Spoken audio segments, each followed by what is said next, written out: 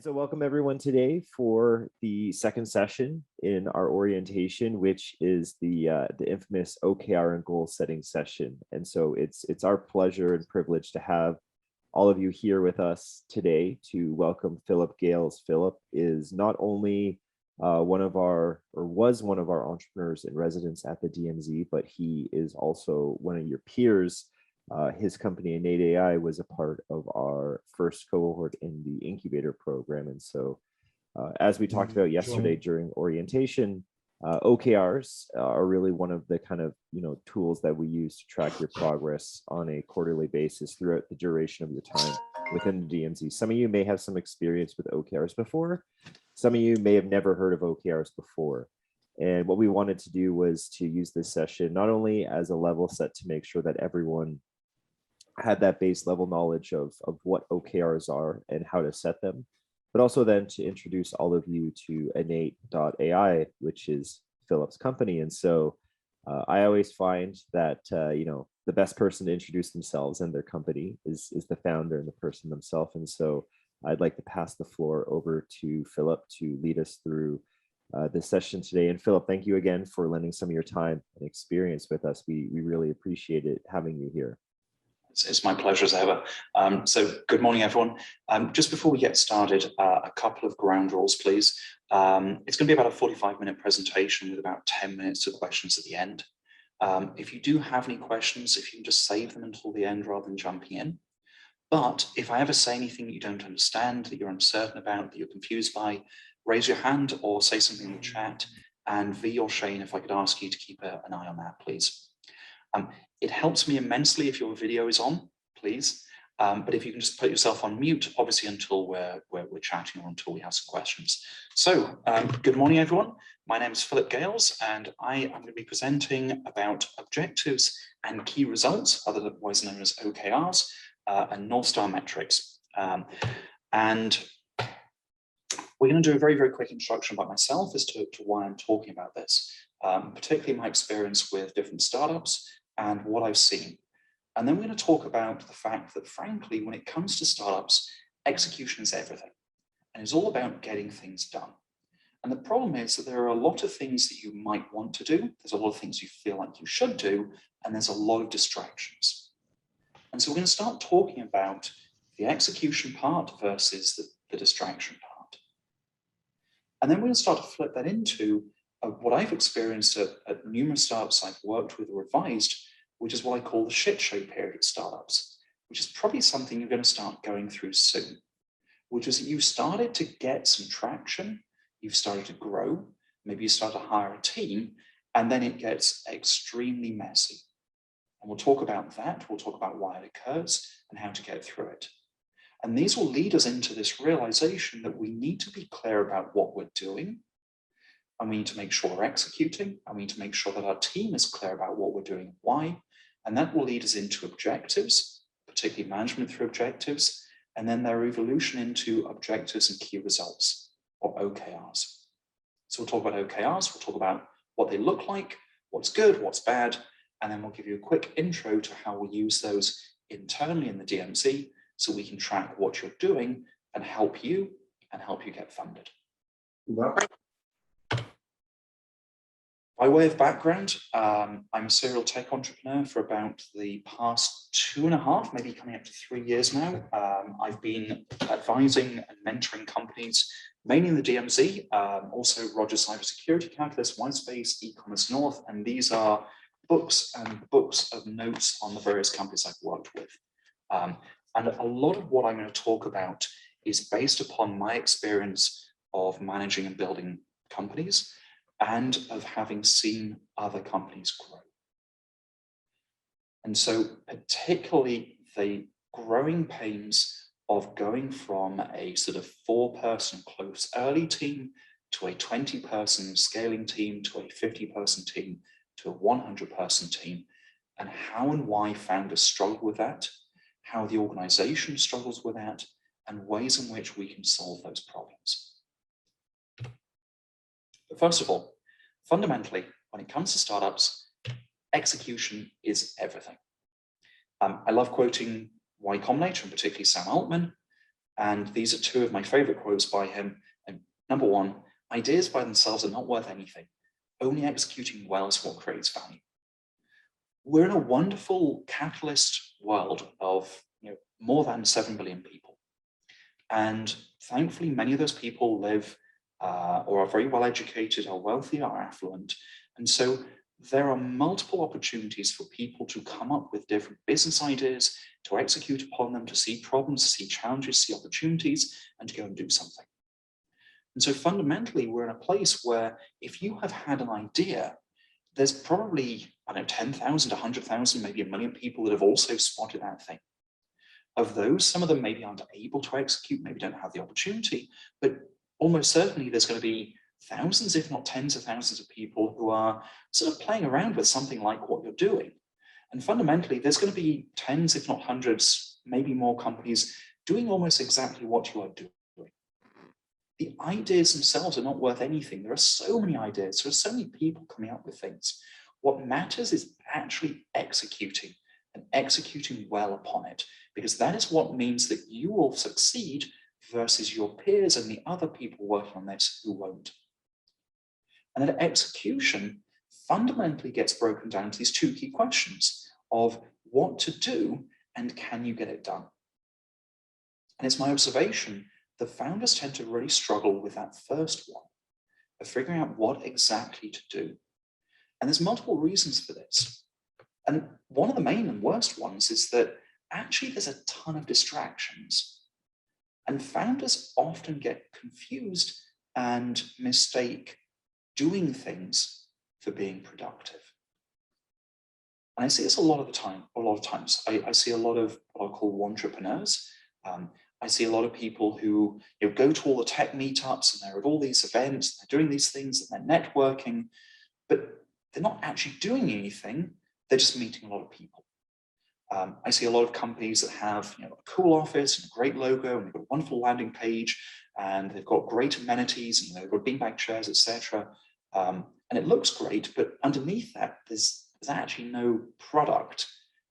There's nothing being sold. I see a lot of people who are really great at fundraising, and that's great. And don't get me wrong, none of these things in moderation are bad, but I literally see companies where their founders are raising and then raising again and then raising again. They get really good at that, but they actually never get down to the nitty-gritty of executing. And then the flip side, I see people who are really amazing at executing, but they're always waiting for the next feature that needs to be completed, and the next thing that needs to be debugged, and the next thing, and it just keeps going as the next thing and the next thing and the next thing. And before you know it, nothing is actually getting shipped. And the problem is that there are a ton of things that feel like work, that feel like they're productive, but actually fundamentally don't get anything done. They're just distractions. But there are going to be a small core set of things that really make a difference. So the question is, what should you be doing and what should you be executing upon? And again, I go back to the very, very simple Y Combinator mantra of make something people want. It's amazing how many companies actually don't make something. It's a terrifying amount of companies I've come across that fundamentally have no product, or they've got something of a product, but they have no business model. And worse, the amount of companies that make something that people actually don't want. They make something that people don't like. They make something that people don't want to interact with. They make something that doesn't actually solve a problem that's existing. Fundamentally, to be successful, you need to make something that people want. And I don't want to be dogmatic, but at this stage, that fundamentally means a few very, very simple things. Number one, if you've not done this already, and I suspect many of you are well beyond this, validate your concept. Go out, talk to potential customers, talk to users, do user interviews, do research, send out questionnaires, validate that there's an actual need for this thing. When you've done that, when you're certain of that one, then go build an MVP, quickly deploy it and get feedback. The sooner you can get something to people's hands, the sooner you can understand if people actually want that and that they're not being lying in their questionnaires and their product feedback. You understand how they use it, you understand where the value comes from, and you can start iterating around that. And iterate around that until you've got something that's sticky and that people actually want. And then step 3, actually grow. And it is super, super simple. Validate, build and deploy, and grow revenue. All the other things like fundraising help, networking helps, going to meetups help, but fundamentally they cannot substitute for any of these 3 steps of building something that people want. Now, this is the execution part of it in an early stage. What I see is that as companies start to grow, and particularly in that latter stage of growing revenue, a different set of problems start to kick in. And they're what I call the shit show period. And I'm going to jump off and stop showing my screen. I'll pull out my wonderful little whiteboard. For most companies, the growth trajectory looks something like, this is time and this is any indication of size. So we'll just say this is revenue, this is number of people, number of users. They typically look something a little bit like this. There's a bit of trial and error, there's some testing, and then something starts to pick up, and then hopefully they grow. And hopefully at some point in time, they're bought, they purchase their IPO.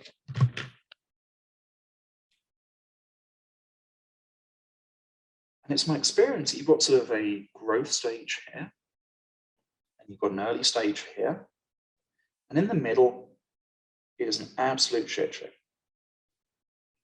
This early stage is a lot of testing, there's a lot of bumps, there's lots of ups and downs, there's lots of testing things, you start to get a customer, they don't actually like it, and then you figure out something else.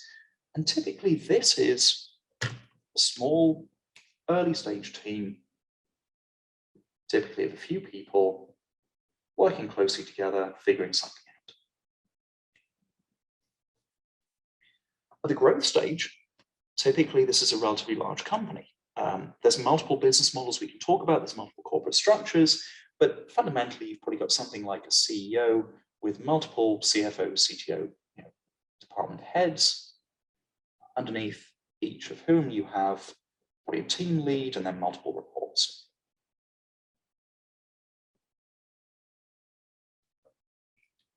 But in the middle, I typically see this of companies from about 10 to 50 people, typically sort of seed through to about Series A, maybe a bit further on. It's an absolute shit show. It's a mess.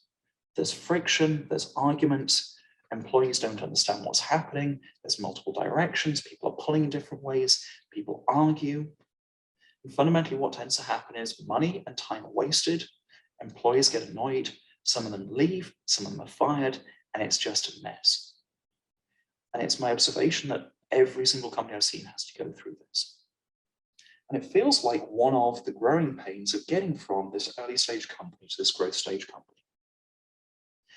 I spent a lot of time working with companies around this stage. This is what most of the previous DMZ accelerator companies look like. Most of you will start going through it during the incubator program. And I observed quite a few things. The first thing is, this sort of small company has to morph into this. But it's actually my experience that that change is not what causes the problem. It's not the fact that you maybe don't have the right people in the right places. It's actually that fundamentally what works well for this stage of company works really badly for this stage and vice versa. And I'm going to talk about that. Give me one moment to wipe this off. So typically, an early stage company is maybe a couple of founders, co-founders, maybe a couple of early stage employees, maybe you've got a couple of people reporting to somebody, but typically you've got a pretty flat, simple hierarchy. Communications are very simple.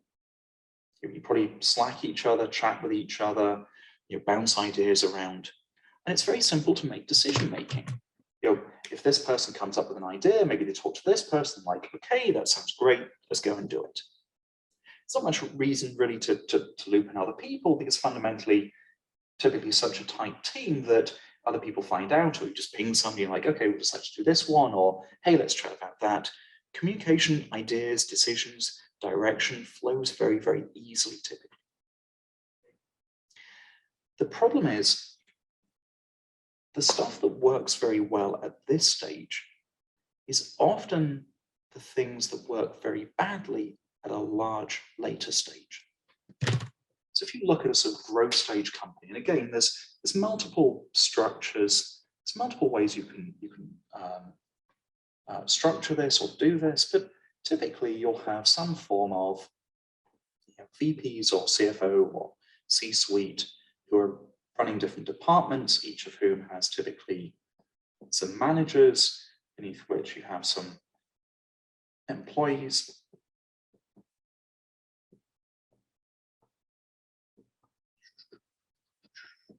There we go.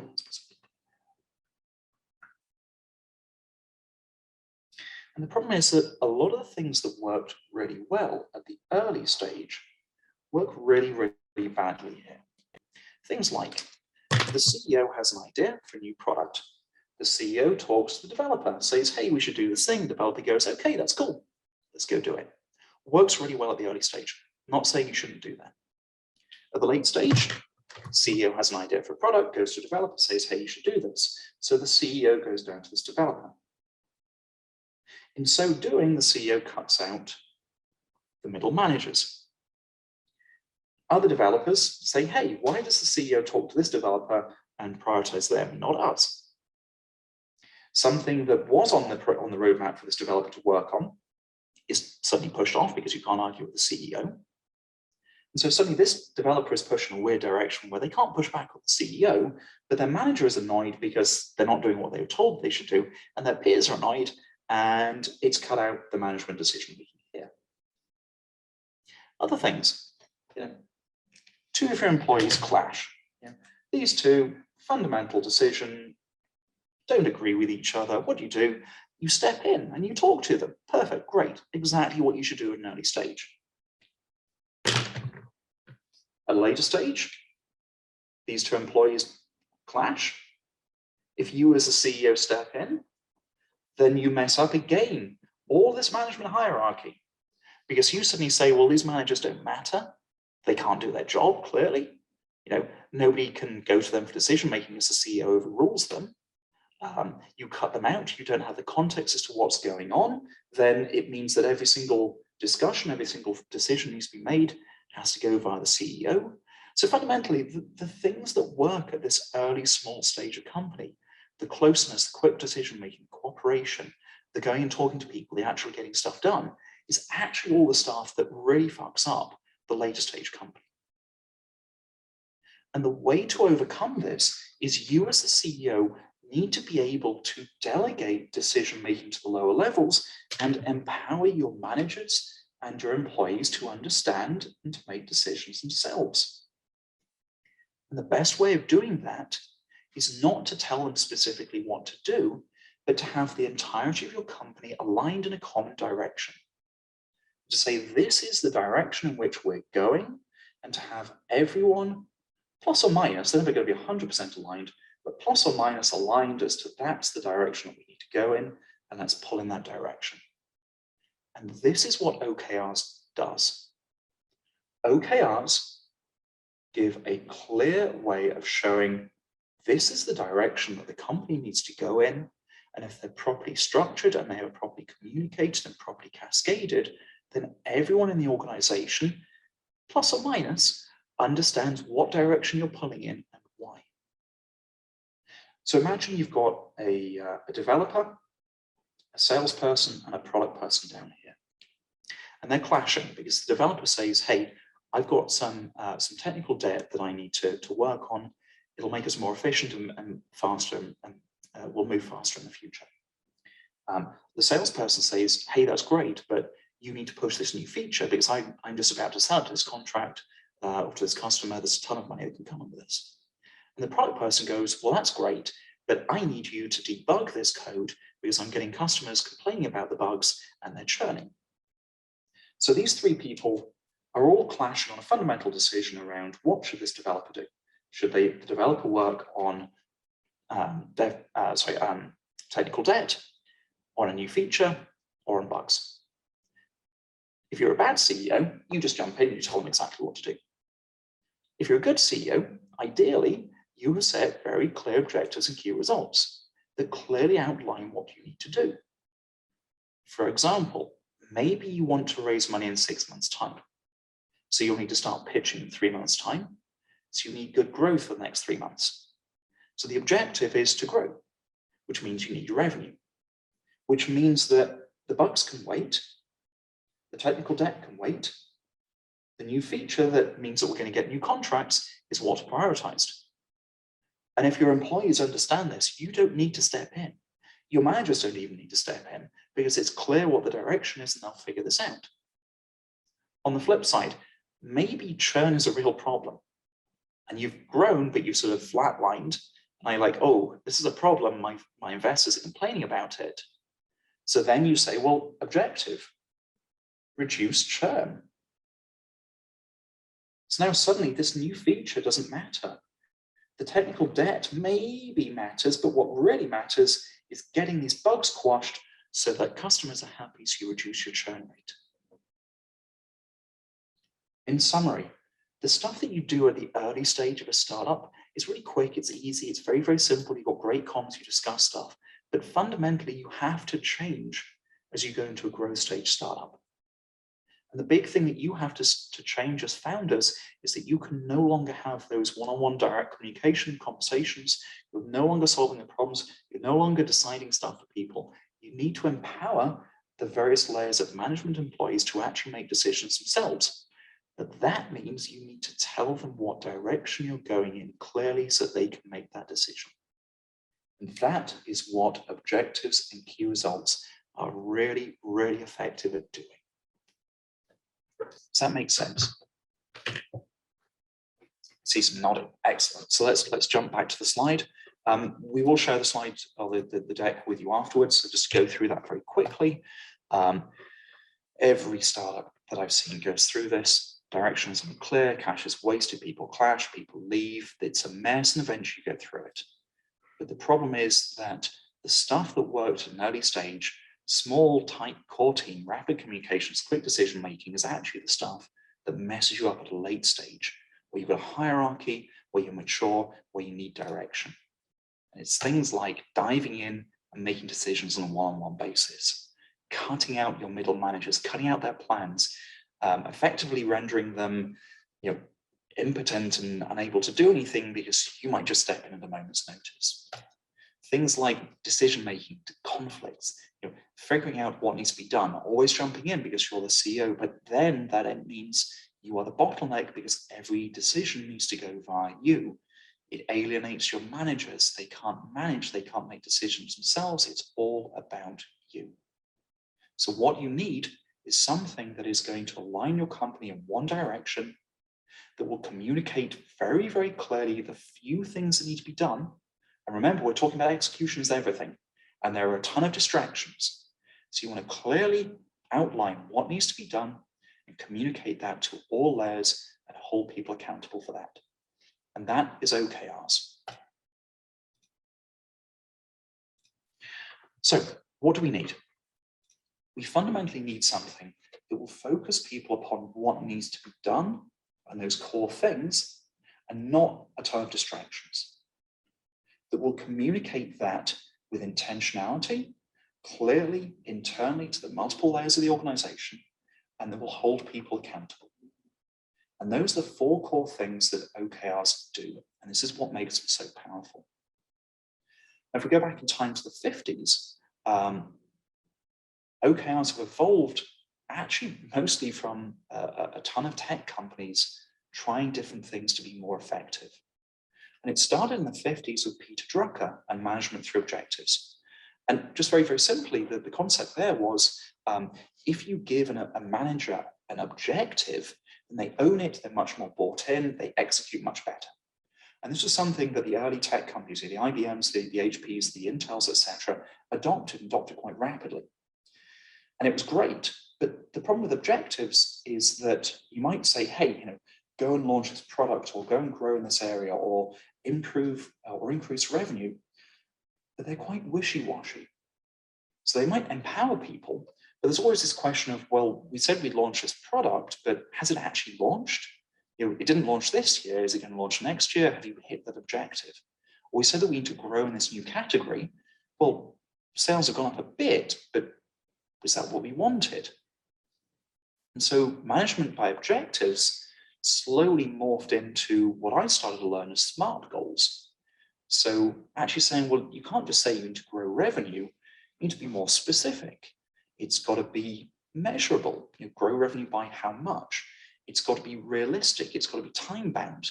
And so objectives started to morph into what were presented as SMART goals. And we'll talk about them. It's things like grow revenue in this subsector by 10% month on month by the end of the year. And that's great. It holds people accountable, but it's really, really boring. And so nobody jumps out of bed first thing in the morning going, I am going to grow revenue 10% month on month in this area for the next few months until it doesn't excite. So it actually ended up undermining the whole point of management by objectives, which is to excite people and to give people autonomy. But the two of these have their reasons and their means.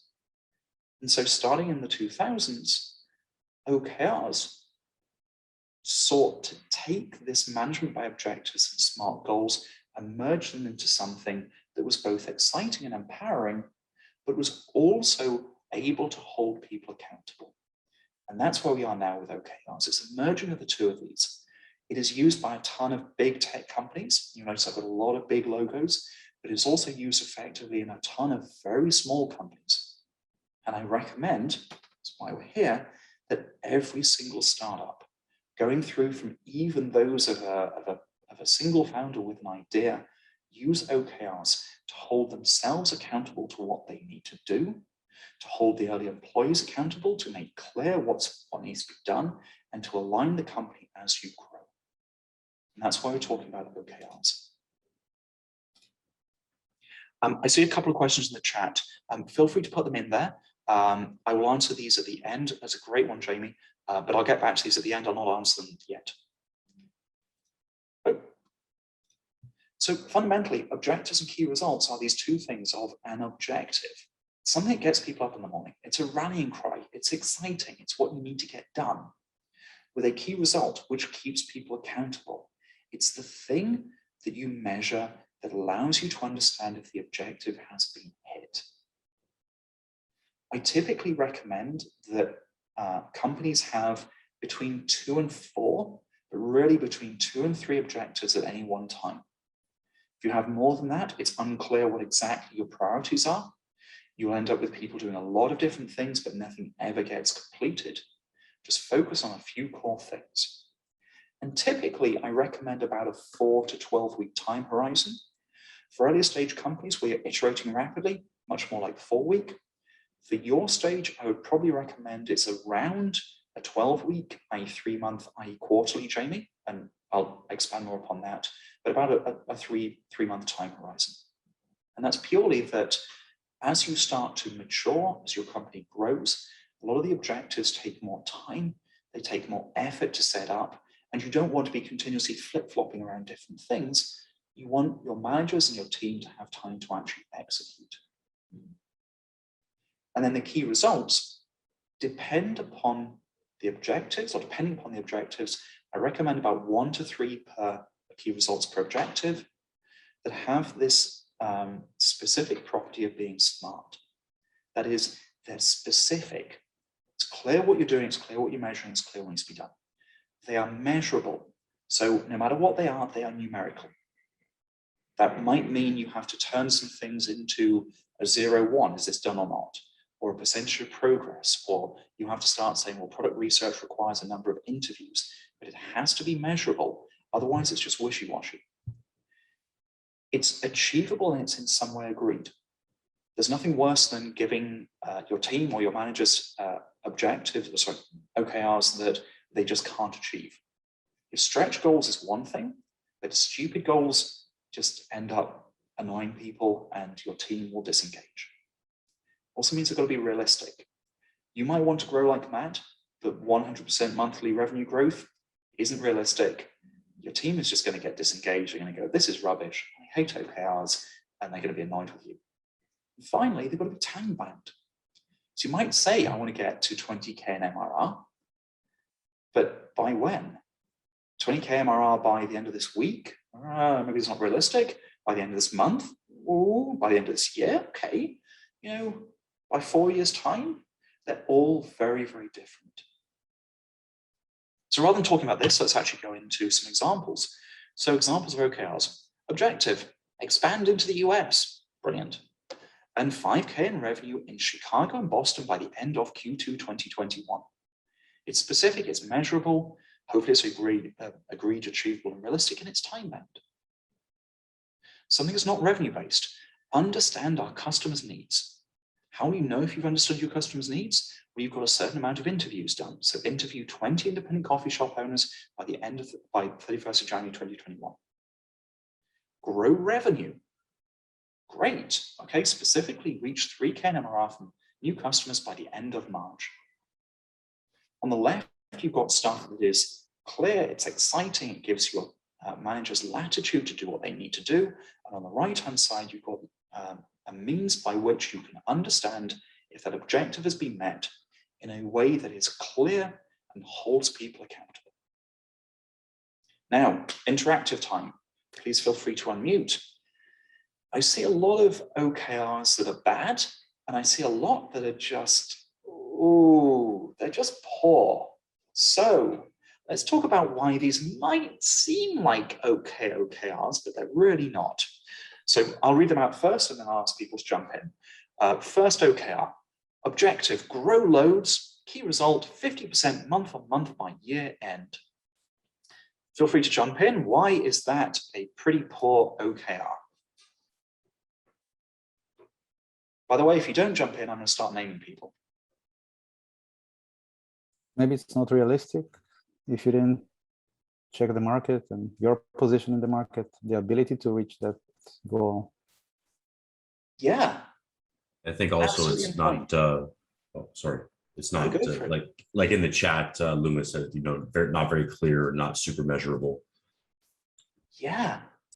So grow loads. I don't know about that as an objective. It seems okay, but 50% month on month. Al, to your point, is that realistic? Is that achievable? I don't think it is for most companies. It's kind of crazy. And Michael, and the point in the chat, it's actually not specific in any way. Do you mean 50% month on month customer growth, your revenue growth, growth in number of bugs, growth in people annoyed with your company? Like it's actually not specific and measurable. It feels like it is because you've got a number, but it really isn't. Thank you. Next objective and key result. Build, test, and release a new product, then scale it without bugs or problems. Key result. Develop the core systems, figure out container orchestration, Kubernetes, refactor the database, and perform speed tests.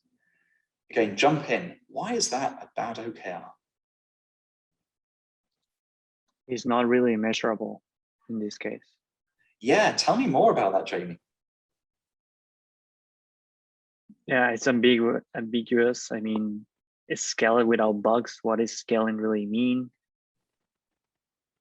Yeah. Release it by when? There's no time frames. Yeah, there's no time bound. It's not measurable. There's those two right there. 100%. What you've actually got here is just a bucket list of all the stuff you need to do. So you've not bothered to turn it into an objective and a key result.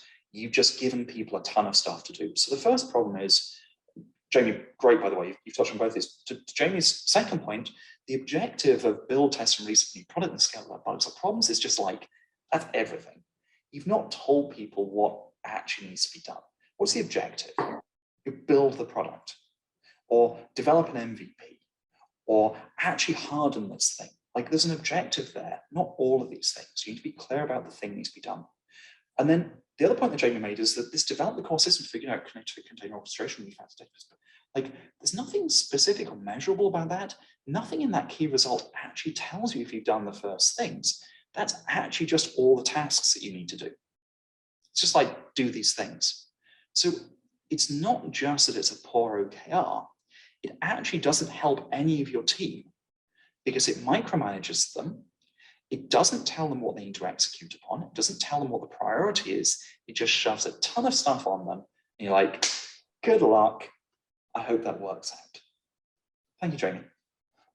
Final objective. And again, jump in. Objective, 15K revenue by end of June. Key result, 15K revenue will be comprised of 4K revenue from SMEs, 10K revenue from enterprise, 1K revenue from B2C sold by Mark, Janet, and Karen, respectively. That has got to be specific, right? That's got to be a good OKR. So why isn't it? Well, JD, you're laughing. Yeah, the objective is too specific. Is more like a key result, and the key result is like, I don't know, activities or something. 100%, 100%. You hit the nail on the head. Your objective is in fact your key result. The objective should be launch in this area, or grow revenue, or dominate this, or do this. And the key result should be that 15K revenue by end of June. It's a perfect key result. And then all the rest of this 15K revenue will be comprised of 4K revenue from SMEs, 10K, like that might just be too much detail. It might be micromanaging. That also actually might be the objective and key result for the sales department, or those might actually be the key results for individual salespeople, but not at the high level. Thanks, JD. Hit the nail on the head with that one. So my point here is, I don't want you to be perfectionists with this, but it's very easy to write an objective and a key result that sounds like one, but actually doesn't really help anyone. Remember what we got to do. You want to empower your managers by clearly telling them what needs to be done in an inspiring objective, and then measure it to hold them accountable and to make sure they're actually getting it done. That's what you need in terms of OKRs. But a bad OKR is always going to be better than no OKRs.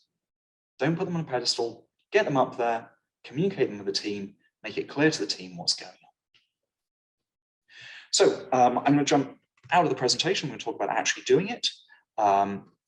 Innate is actually a fundraising platform, but the DMZ uses it to track startups, to understand what your needs are, what you're doing, and particularly to help you fundraise. Invitations will be sent out this afternoon, and you'll onboard. And when you are set up, you'll get through to this stage. Now, this is the first in a 3-part stage of setting up your OKRs. Once we have your OKRs in and we know what you're measuring, we can then connect data so we can measure them directly, and we'll talk about that. And when we have that data being measured directly, if you want, we can then help you connect with VCs, angels, and investors on our investment platform, because we can generate a due diligence report out of your data. I'm happy to talk about that in due course. Just to spoil a few of these, we currently have about, how many is it? We've got about 250 VCs on our platform that you can connect with. The requirement is that before you're connected with them, we have to generate a due diligence report so we can see what you look like, so we can see what your traction looks like and how investable you are. And this is all automatically generated from your data using AI. And I'll happily talk to you more about that one. But step back. The first thing we need to do is we need to understand, what are you trying to do and what are you measuring? So when you're being onboarded, you'll be asked to enter your OKRs.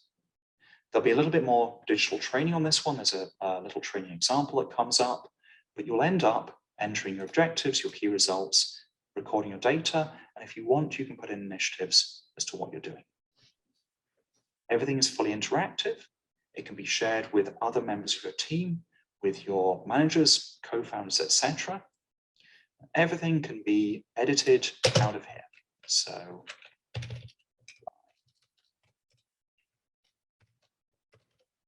simply type in the buckets and add stuff. Adding an objective is super simple. So let's say my objective today is get incubator startups excited. OKRs. How will I know if I've got you excited by OKRs? Percentage of incubator companies completed OKRs. Right. I'll know if I've got you excited if you're actually using it. So my key result is we want 100% of incubator companies with completed OKRs in Innate by the end of September 2021. The metric is percentage. I go create. As of today, I don't think any of you have OKRs in system. By the end of September, I want 100% of you in there. I'm just going to close this one. And now you can see we have an objective, the key result. We've got a spark line, currently we're at 0, we want to go up to 100. And I can add initiatives like exciting and amazing.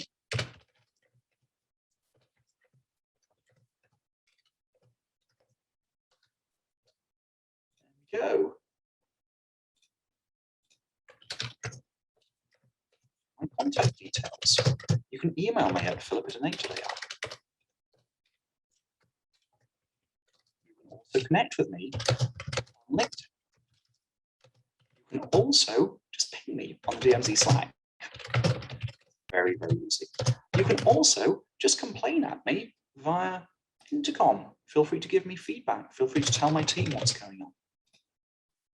And finally, we will share the video and the presentation.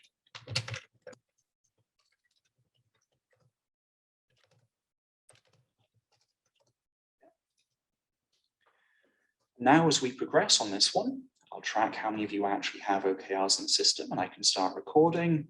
And for example, tomorrow, we've got a nice uptick. 50% of you are registered. There we go. Now you can see, whoa, I am very happily trending ahead of my target. The reason this is really important for you is, as we discussed, aligning your company, sharing your objectives, holding people accountable. The second reason that's very, very important is it helps Shane, Vartika, Nuhala, the programs team, DMZ management, understand what's going on. The DMZ team will be able to see your OKRs summarized, and so they can go through all the companies and they can say, okay, these companies need help with fundraising, this company wants help with enterprise sales, this company needs help with product. And so they can start to bring in EIRs and people to do workshops and that. They can actually tailor advice. They can put you in contact with the right people. It's the main means by which Shane knows what I'm doing. It's the main means by which Vartika can track other companies. And finally, when we have all this information in here, we can use this for context around your fundraising, and we can help get you funded.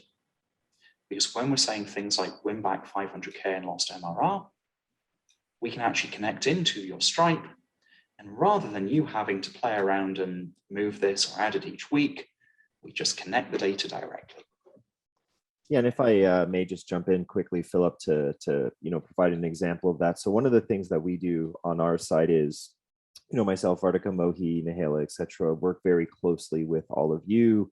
For the other members of the DMZ team, which is, a staff of 30 odd people, what are the opportunities for them to be able to kind of plug into all of you, your progress, your updates? And so not only do we share your OKRs with the rest of the team, but we actually have some time to talk about them with the wider DMZ. And so if there are opportunities for people to be able to help support you, whether it's you're looking for more PR, let's just pretend, as a great example, one of our staff members had a background in education as a supply teacher, and one of our companies wanted to host focus groups with teachers to understand kind of, the pros and cons of current ed tech solutions in the market and how their solution could help solve them. We were able to make those linkages to the staff member and to the startup through these OKRs. And so, you really look at this as being able to provide that overview of your objectives to ultimately help the EIRs, ourselves as program leads, and the wider DMZ to help you really achieve them. So I just wanted to kind of throw that in here to kind of show you the importance and the reason behind this, of us being able to kind of help you achieve those objectives. On that note, I'm going to jump back to the presentation. You'll be onboarded today. You'll get a reminder if you don't complete your OKRs to fill in a weekly report, but otherwise you'll be able to get into this one. You can share it with your team. If you go into your settings, you can see who it's shared with. I don't know if any of you are in other programs, but if you are in other programs, you can also grant access. So we've had instances where, for example, we've had Y-Space and DMZ or your Techstars companies also in. You can also share your OKRs with those other accelerators. And just be very clear, you have absolute control over who sees what. You can come into here and you can go, you know what? I do not like the fact that Mars IAF has access to my monthly reports and my diligence report. I will just turn that off, and you as founders have absolute control over this data. I recommend you don't turn it off with the DMZ, but I want to be clear, you control it. Thank you for your time. Very much appreciate it. As I said, please feel free to connect with me. Feel free to connect on LinkedIn. Any questions, email me. And of course, ping me on the DMZ Slack. I see a couple of comments in the chat, but I'm going to throw it open now to questions. Yeah, Jamie, maybe if you wanted to jump in first, because I know you put that question in a few moments ago. Yeah, so I heard in the past where everyone talks about OKRs, even the book specifically talks about quarterly OKRs. And I've heard other founders said that things just change so quickly, especially with really early stage startups. So, but you also mentioned that having monthly OKRs can work for really early stage startups. So I think you answered that question, Phil. Yeah, and I want to continue with that because it's a really, really good point, Jamie. It's very easy to say, you should be able to plan your startup and, you should be able to plan for the next year or the next quarter. Practically, it's not the case. Stuff just comes up. And at the end of the day, you've got this double-edged sword with OKRs that you want to be clear about what you're executing upon, but you don't want to be dogmatic. If a great new opportunity comes up, you want to have that conversation of, well, we say we're doing these things, but is this a great opportunity that we should jump on, or is it just a distraction? And the point is that it should be encouraging that sort of conversation. We said we do these things, okay, so we should keep doing this. Or we've learned this whole new thing, and actually we need to go back to the drawing board and we need to integrate that and do something else. So I recommend you keep this, depending upon your stage, 4 to 12 weeks. Most important thing is prioritize and execute upon some stuff. Learn from what you're doing and iterate around that. So keep your cadence, your OKRs around the feedback loop and the period in which we can iterate. Make sense? Yeah. Is it okay if we set up OKRs and all of this on there's like sudden shift and we update the OKRs? 100%. In fact, I didn't show you that one. The worst thing you can do is to have stale OKRs. So look, let's go back here. I'll go into my OKRs again. So get incubator startups excited by OKRs. When I've done that, it's complete. Brilliant. It's now sat down here. By the way, if you need to delete things, you can't delete down here. You can just go into this and you can just delete, boom, and delete the initiative. You can actually just delete the text and it'll delete the key result in the OKR as well. And then finally, you can just permanently delete here. It should be a living document. There should be continuous change to this. It should be continuously evolving as your company evolves. And that's why it's intended to be very, very simple for you to interact with. It's intended to be, you just type stuff in and you just track it. And if things change, brilliant. Absolutely brilliant. Thank you. No problem. I see another question in the chat. JD. JD has asked, what's the best way to factor in team size, stage, and industry when deciding on a realistic but exciting objective? I wish I had a simple answer for that one because it would make my software so much easier. Gut instinct is the thing that I'd say. I think I've seen multiple approaches to particularly goal setting at sort of mid-sized startups. There's typically the top down, we've got to grow like mad. And then there's a bottom up where we can do this thing and we can do this thing and this thing, and therefore we can get to here. And you want something that's in between. The worst thing I see is companies, maybe it's going a little bit off your point, but I see a lot of companies where their revenue looks like, this is time and this is revenue, that they're happily growing quite nicely, but then the founder says, well, we've got to grow much, much faster. So then they set targets that look like this. But then what actually happens is no one can execute upon those. So I don't know if you can see this. So then they actually end up just growing like this. And then the founder goes, oh, well, we're not hitting that target. So our targets must be wrong.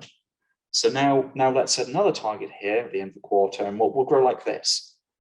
And then sure enough, what happens is, that doesn't work. And then you grow like this, and you just end up continuously missing targets.